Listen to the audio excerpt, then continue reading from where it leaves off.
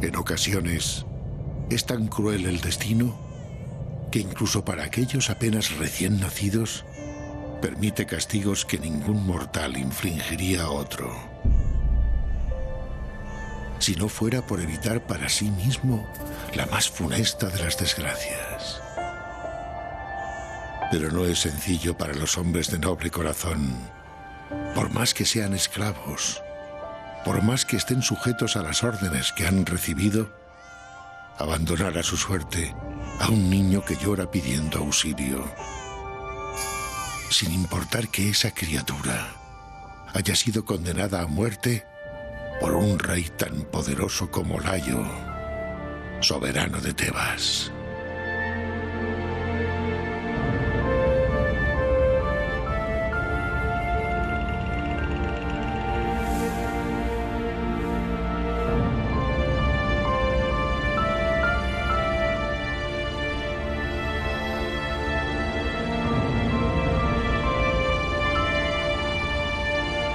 Aquel pastor sabía que por su piedad habría de pagar un precio. No habría lugar para él en el reino de Layo.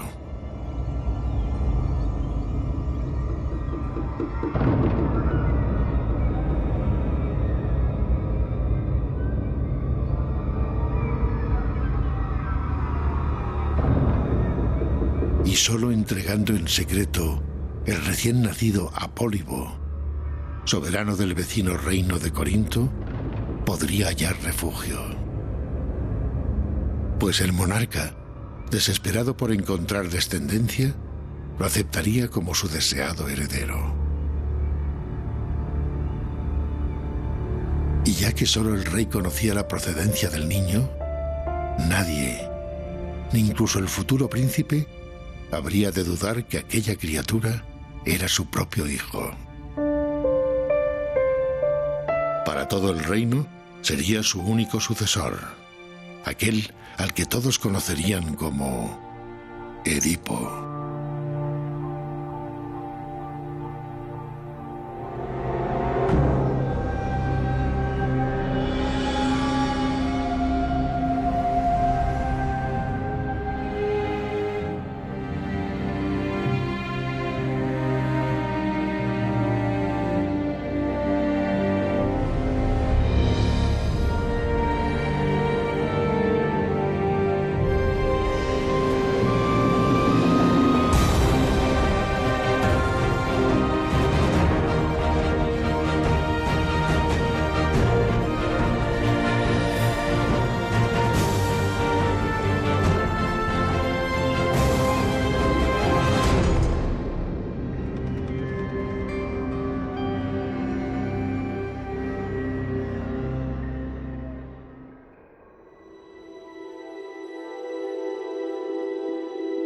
Durante 20 años, Edipo creció junto a Pólibo. Amó y fue amado por todo su pueblo, que lo consideraba un digno heredero al trono. Pero algo atormentaba al joven príncipe. Ningún parecido en el físico o el carácter le unía a su padre. Y aunque el príncipe le transmitió cientos de veces su desazón, el rey nunca quiso contarle cuál era su verdadero origen.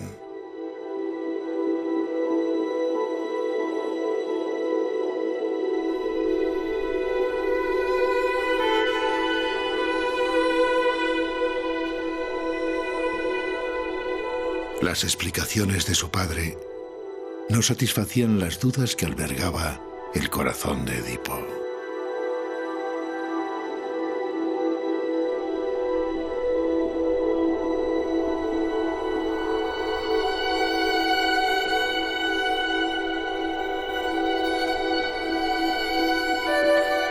Desesperado por obtener una respuesta que por fin acabase con su sufrimiento, el príncipe viajó al único lugar donde podría encontrarla: el oráculo de Delfos.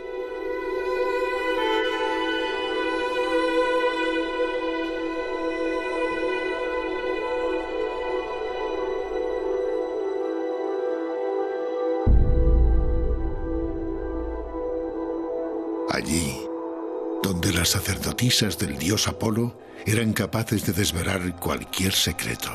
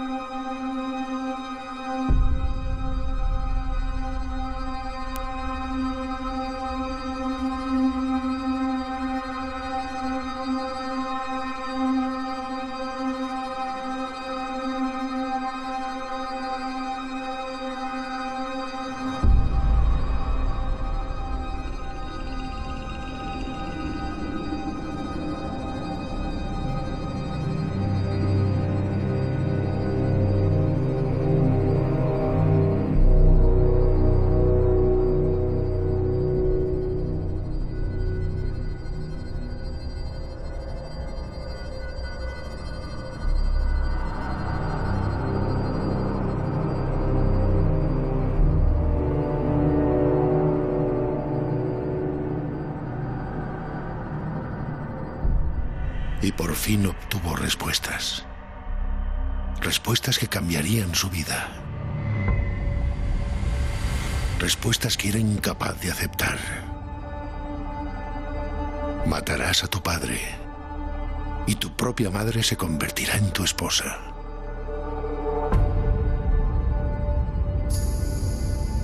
Así de cruel fue el destino que le había sido desvelado.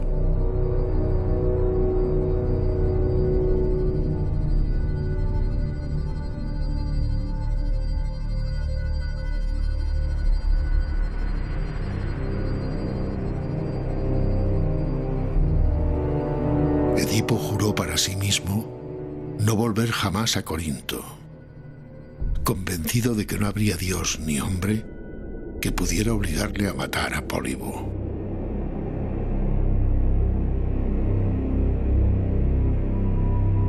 En su huida desesperada, el príncipe se negó a ceder el paso a un peregrino que, como él, venía en busca de la sabiduría del oráculo. Y lo que podía haber quedado en una simple disputa se convirtió, fruto de la rabia y la cólera que la maldición había sembrado en Edipo, en el comienzo de una de las mayores tragedias que la humanidad hubiera conocido.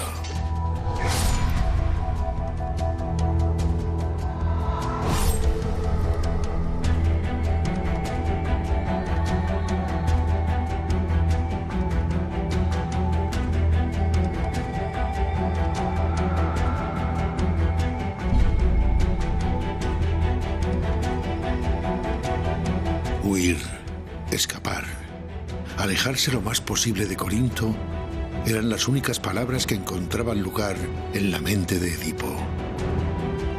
Pero el destino, o quizás la secreta voluntad de algún dios, quiso que Edipo se dirigiese hacia Tebas.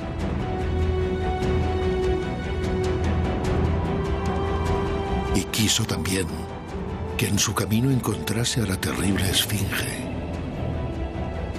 el ser con cuerpo de león y rostro de mujer que tenía aterrorizado Tebas y que había derrotado a los mejores guerreros del reino. Sin entablar batalla, tan solo utilizando su astucia, Edipo acabó con la bestia.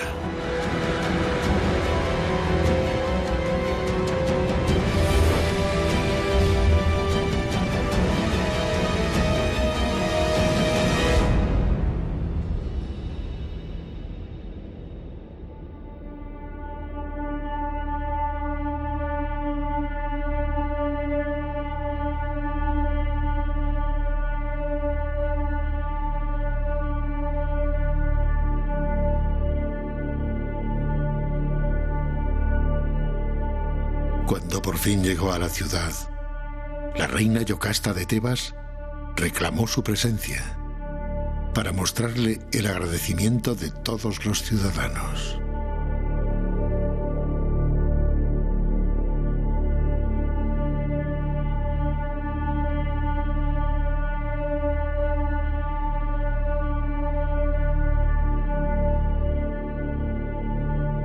Pero de nuevo, el destino se cruzaba de forma inesperada en el camino del príncipe.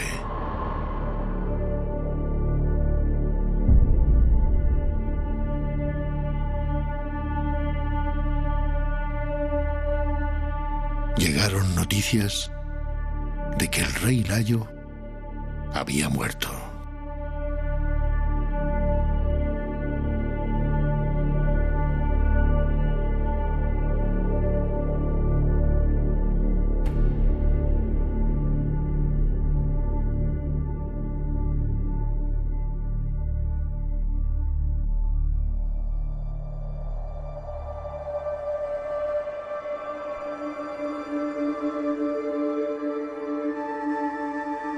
Pasó el tiempo, y el pueblo al que Edipo había liberado de la Esfinge le reclamó como su nuevo soberano.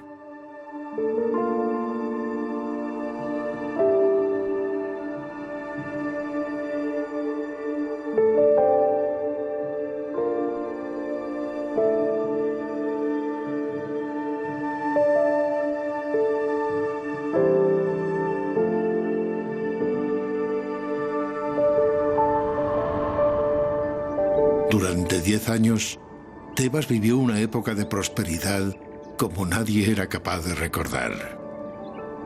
Los campos bullían de esplendor. Las gentes vivían en paz y felicidad. Y la reina había dado a Edipo 4 descendientes. Toda profecía, todo mal augurio parecía haber quedado atrás. Hasta que el peor de los castigos vino a visitarles para apoderarse de toda la ciudad. La peste negra invadió los hogares y las plazas. Los hombres cayeron por cientos.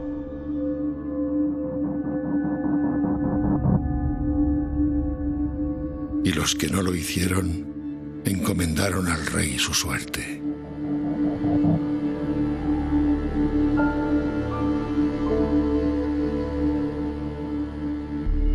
Edipo sabía que solo los dioses podían ser responsables de un castigo como el que sufrían. Y que solo a través de la sabiduría de Tiresias, aquel al que los inmortales habían otorgado el don de conocer pasado, presente y futuro, podría salvar su reino.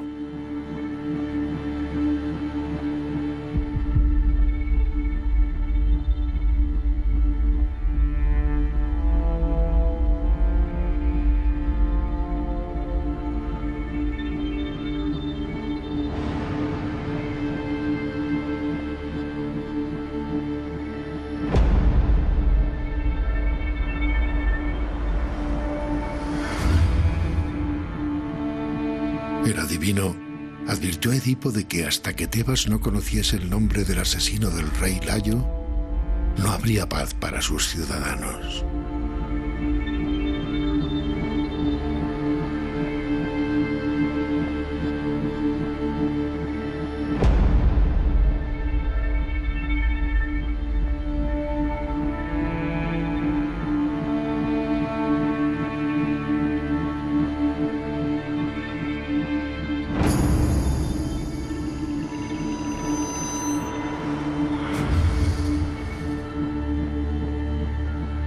Escuchando los consejos de Tiresias, el soberano envió mensajeros para que todo hombre, mujer o niño sospechoso de conocer al asesino fuera conducido ante su presencia.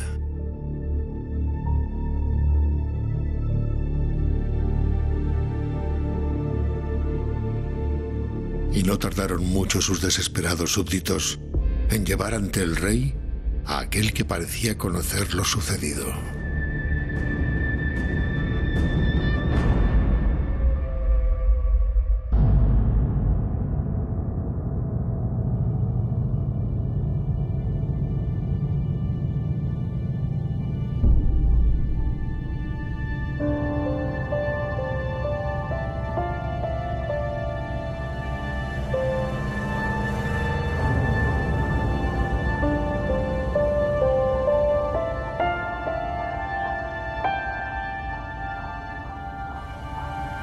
Temeroso de la cólera de Edipo, aquel humilde súbdito se sentía incapaz de hablar.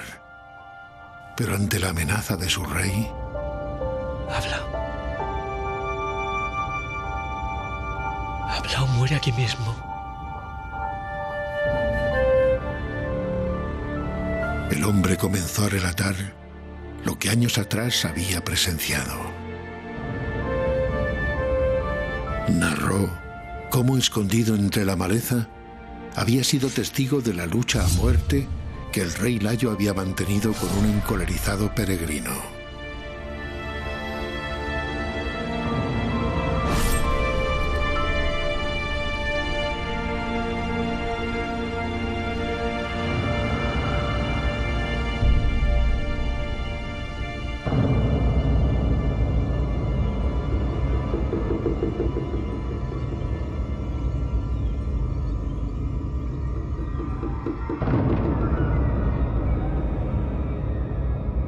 Cómo al regresar a Tebas había descubierto horrorizado que el asesino ocupaba el trono del rey al que había dado muerte.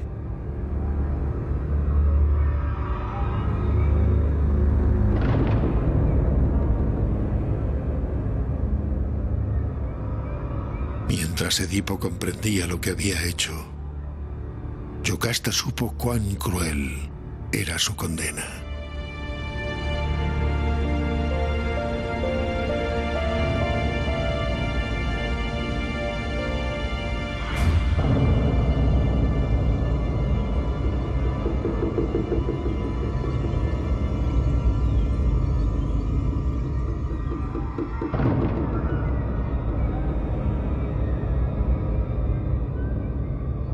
Pues aunque 20 años atrás el rey Layo había ordenado asesinar a su primer hijo, escuchando las pitonisas de Apolo,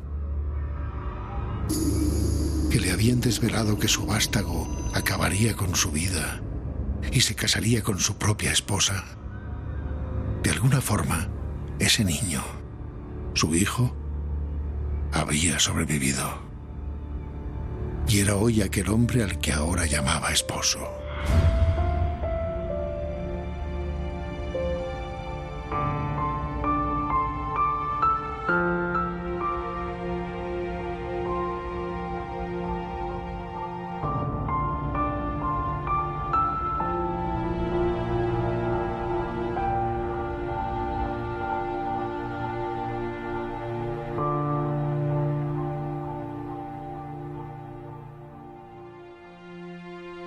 Pero no fue este el final de la tragedia que habría de abatirse sobre el palacio de Edipo.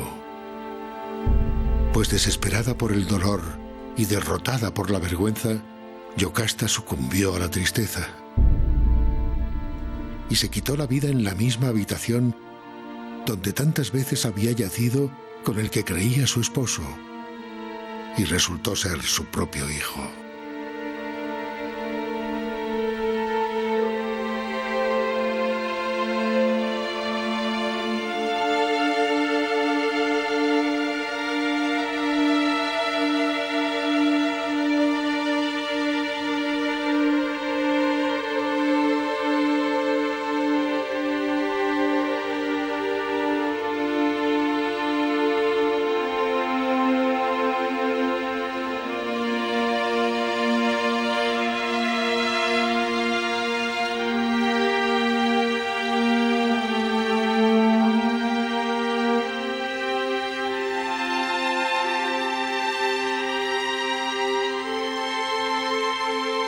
No pudiendo soportar el recuerdo de los actos contra natura que había cometido, en su vano intento de evitar aquello que estaba profetizado, Edipo decidió cegarse para no poder ver nunca más el ser maldito en el que se había convertido.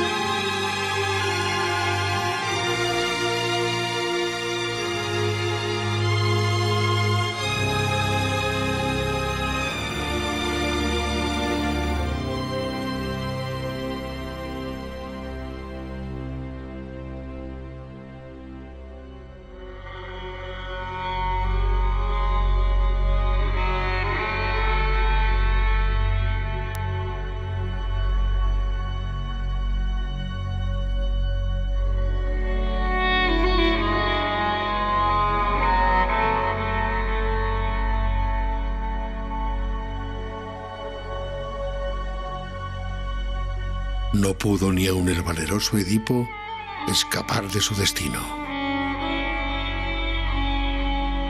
Y mientras caminaba hacia el destierro, sumido en la oscuridad de su ceguera, un único pensamiento inundaba su mente. Aprovechan los dioses los más nobles sentimientos humanos para manejarnos a su antojo. Y si aquel pastor hubiera comprendido esto, no habría debido dudar ni un instante en abandonar a aquel niño que pedía auxilio.